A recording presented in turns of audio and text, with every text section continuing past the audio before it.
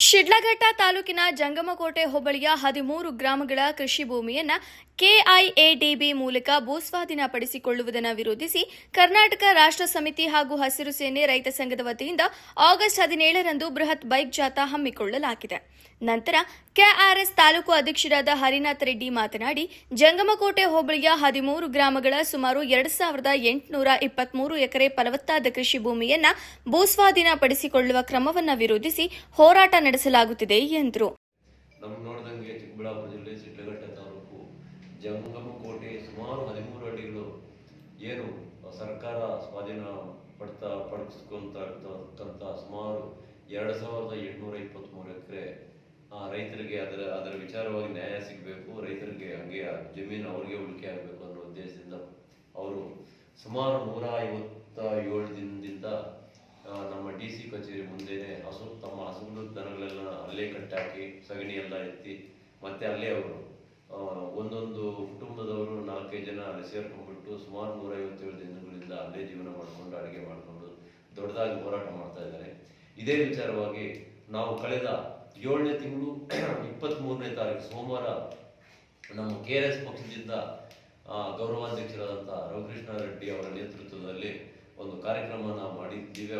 ಆವತ್ತು ಇದು ಇಲ್ಲಿಗೆ ಸಾಕಾಗಲ್ಲ, ಇದು ಇನ್ನೂ ದೊಡ್ಡದಾಗಿ ಈ ಹೋರಾಟವನ್ನು ನಾವು ಮುಂದುವರಿಸಬೇಕು, ರೈತರ ಬೆಂಬಲಕ್ಕೆ ನಾವು ನಿಂತಿರಬೇಕು.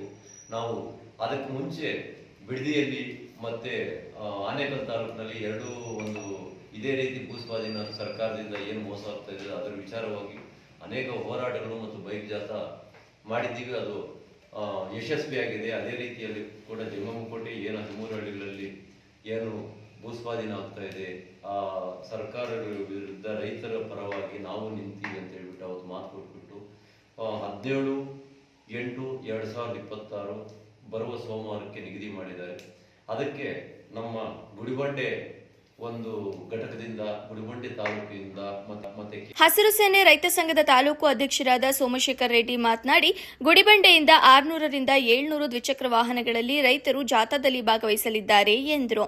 ಅಂಬೇಡ್ಕರ್ ಸೇವಾ ಸಮಿತಿ ರಾಜ್ಯಾಧ್ಯಕ್ಷರಾದ ಸಂದೇಶ್ ಅವರಿಗೆ ಚಿಕ್ಕಬಳ್ಳಾಪುರ ಜಿಲ್ಲಾಡಳಿತ ವಿಧಿಸಿರುವ ನಿರ್ಬಂಧದ ಆದೇಶದ ಬಗ್ಗೆಯೂ ಅವರು ಸ್ಪಷ್ಟನೆಗೆ ಆಗ್ರಹಿಸಿದರು. ವರದಿ ಮೊಹಮ್ಮದ್ ನಾಸಿರ್, ಗುಡಿಬಂಡೆ. ಈ ಸ್ವಾಮಿನಾಥನ್ ವರದಿ ಜಾರಿಯಾಗಬೇಕಾಗಿತ್ತು, ಅದು ಜಾರಿಯಾಗಲಿಲ್ಲ. ಹಾಗಾಗಿ ನಾವು ಸಂಪೂರ್ಣವಾಗಿ ಈ ರಾಜ್ಯ ಸರ್ಕಾರನ ಕಿತ್ತು ಮನೆಗೆ ಎಸೆತೀವಿ ಅಂತ ಹೇಳ್ಬಿಟ್ಟು ಈ ಪತ್ರಿಕೆ ಮುಖಾಂತರ ನಾವು ಸರ್ಕಾರಕ್ಕೆ ಎಚ್ಚರಿಕೆ ಕೊಡ್ತಾ ಇದ್ದೀವಿ. ಹಾಗೆ ಜಿಲ್ಲಾಡಳಿತ ಸಹ ಇದರ ಬಗ್ಗೆ ಸೂಕ್ತ ಕ್ರಮ ಜರುಗಲಿಲ್ಲ. ಏನು ಆ ಫಲವತ್ತಾದ ಭೂಮಿ ಇದೆ ಅಂತ ಹೇಳ್ಬಿಟ್ಟು ಇಡೀ ದೇಶದಲ್ಲೇ ಅತ್ಯುತ್ತಮ ಗುಣಮಟ್ಟ ಇರ್ತಕ್ಕಂಥ ಮಣ್ಣೇನಾದ್ರು ಇದೆ ಅಂದ್ರೆ ಅದು ಜಂಗಮಕೋಟೆ ಹೋಬಳಿಯಲ್ಲಿ ಮಾತ್ರ. ನೀವು KIDB ಮಾಡಿ ಇಲ್ಲ ಅಂತ ಹೇಳ್ತಿಲ್ಲ, ಕೈಗಾರಿಕೆಗಳನ್ನ ಮಾಡಿ ಇಲ್ಲ ಅಂತ ಹೇಳ್ತಿಲ್ಲ, ಆದ್ರೆ ರೈತ ಸಂಘ ಆಗ್ರಹ ಮಾಡ್ತಾ ಇದೆ, ಏನ್ ನೀವು KIDB ವಶಪಡಿಸ್ಕೊಂಡಿದ್ದೀರಿ ಅದು ಲ್ಯಾಂಡ್ ಆಡಿಟ್ ನಡೀಲಿ ಅಂತ. ಅದ್ರ ಲ್ಯಾಂಡ್ ಆಡಿಟ್ ನಡೀಲಿ ಅಂತ ನಾವು ಪ್ರತಿ ಬಾರಿನೂ ಹೇಳ್ತಾನೆ ಇದೀವಿ. ಆದ್ರೆ ಇದುವರೆಗೂ ಸರ್ಕಾರ ಅದರ ಬಗ್ಗೆ ಶ್ವೇತಪತ್ರ ಆಗ್ಲಿ ಒಂದು ಹೇಳಿಕೆ ಆಗ್ಲಿ ಕೊಡ್ಲಿಲ್ಲ ಅಧಿಕಾರಿ. ಅಂದ್ರೆ ಇವರು ಭೂಮಿಯನ್ನ ಕಬ್ಬಳಿಕೆ ಮಾಡ್ಕೋಬೇಕನ್ನೋದು ಒಂದು ವಿಧಾನ ಬಿಟ್ರೆ ಕೈಗಾರಿಕೆಗಳನ್ನ ಉದ್ಧಾರ ಮಾಡಬೇಕು, ಅಲ್ಲಿ ಸ್ಥಳೀಯವಾಗಿ ಉದ್ಯೋಗ ಸೃಷ್ಟಿ ಮಾಡ್ಬೇಕು ಅನ್ನೋ ಒಂದು ಹುನ್ನಾರ ಯಾರಿಗೂ ಇಲ್ಲ, ದೃಷ್ಟಿಗೂ ಇಲ್ಲ. ಈಗಾಗಲೇ ಜಿಲ್ಲೆಯಲ್ಲಿ ಬರಪೀಡಿತ ಆಗಿದೆ. ಅದೇ ತಾಲೂಕು ಆಡಳಿತ ಕೂಡ ನಿರ್ಲಕ್ಷ್ಯ ತೋರ್ತಾ ಇದೆ. ಈ ತಾಲೂಕು ಆಡಳಿತದಲ್ಲಿ ಸಾವಿರಾರು ಅಡಿಗಳಲ್ಲಿ ಭೂಮಿ ಅಗೆದು ಬಿಟ್ಟು ನೀರನ್ನ ನಾವು ಯಾವುದೇ ನದಿ ನಾಳೆಗೆ ಇಲ್ದಿದ್ರು ಸಹ ನಿಮಗೆ ಹಣ್ಣು ಹಂಪಲುಗಳನ್ನ ನೀಡ್ತಾ ಇದೆ. ಆದ್ರೆ ಅದಕ್ಕೆ ಯೋಗ್ಯತವಾದಂತ ಬೆಲೆಯನ್ನು ಕೊಡ್ಲಿಕ್ಕೆ ಆಗ್ಲಿಲ್ಲ ಇರುತ್ತೆ. ಹಾಗಾಗಿ ನಾವು ಎಲ್ಲ ಪಕ್ಷಾತೀತವಾಗಿ ಜಾತ್ಯತೀತವಾಗಿ ನೋಡಿದಂಗೆ ಚಿಕ್ಕಬಳ್ಳಾಪುರ ಜಿಲ್ಲೆ ಶಿಡ್ಲಘಟ್ಟ ತಾಲೂಕು ಜಂಗಮಕೋಟೆ ಸುಮಾರು 13 ಅಡಿಗಳು ಏನು ಸರ್ಕಾರ ಸ್ವಾಧೀನ ಪಡಿಸ್ಕೊಂತ ಸುಮಾರು 2823 ಎಕರೆ ರೈತರಿಗೆ ಅದರ ವಿಚಾರವಾಗಿ ನ್ಯಾಯ ಸಿಗಬೇಕು, ರೈತರಿಗೆ ಹಂಗೆ ಜಮೀನು ಅವ್ರಿಗೆ ಉಳಿಕೆ ಆಗಬೇಕು ಅನ್ನೋ ಉದ್ದೇಶದಿಂದ ಅವರು ಸುಮಾರು 157 ದಿನದಿಂದ ನಮ್ಮ DC ಕಚೇರಿ ಮುಂದೆನೆ ತಮ್ಮ ಹಸುಗಳು ದನಗಳೆಲ್ಲ ಅಲ್ಲೇ ಕಟ್ಟಾಕಿ ಸಗಣಿ ಎಲ್ಲ ಎತ್ತಿ ಮತ್ತೆ ಅಲ್ಲೇ ಅವರು ಒಂದೊಂದು ಕುಟುಂಬದವರು 4-5 ಜನ ಅಲ್ಲಿ ಸೇರ್ಕೊಂಡ್ಬಿಟ್ಟು ಸುಮಾರು 157 ದಿನಗಳಿಂದ ಅಲ್ಲೇ ಜೀವನ ಮಾಡಿಕೊಂಡು ಅಡುಗೆ ಮಾಡಿಕೊಂಡು ದೊಡ್ಡದಾಗಿ ಹೋರಾಟ ಮಾಡ್ತಾ ಇದ್ದಾರೆ. ಇದೇ ವಿಚಾರವಾಗಿ ನಾವು ಭೂಸ್ವಾಧೀನ ವಿರೋಧಿಸಿ ಇದೇ ತಿಂಗಳ ಆಗಸ್ಟ್ 17ರಂದು KRS ಪಕ್ಷ ಹಾಗೂ ನಮ್ಮ ರೈತ ಘಟಕದ ಹಾಗೂ ಹಸಿರು ಸೇನೆಯ ಬೆಂಬಲದೊಂದಿಗೆ ಈ ಬೃಹತ್ ಬೈಕ್ ಜಾಥಾವನ್ನು ಹಮ್ಮಿಕೊಳ್ಳಲಾಗಿದೆ. ರಾಜ್ಯದಲ್ಲಿ ಸರ್ಕಾರ ಎಲ್ಲೆಲ್ಲಿ ರೈತರ ಕೃಷಿ ಭೂಮಿಯನ್ನು ಅನ್ಯಾಯವಾಗಿ ಸ್ವಾಧೀನಪಡಿಸಿಕೊಳ್ಳಲು ಮುಂದಾಗುತ್ತದೆಯೋ ಅಲ್ಲೆಲ್ಲ ರೈತರ ಪರವಾಗಿ ಹೋರಾಟದ ಮುಂಚೂಣಿಯಲ್ಲಿ ನಿಲ್ಲುವ ಪ್ರಾದೇಶಿಕ ಪಕ್ಷ ನಮ್ಮ ಕರ್ನಾಟಕ ರಾಷ್ಟ್ರ ಸಮಿತಿ ಪಕ್ಷ ಆಗಿದೆ.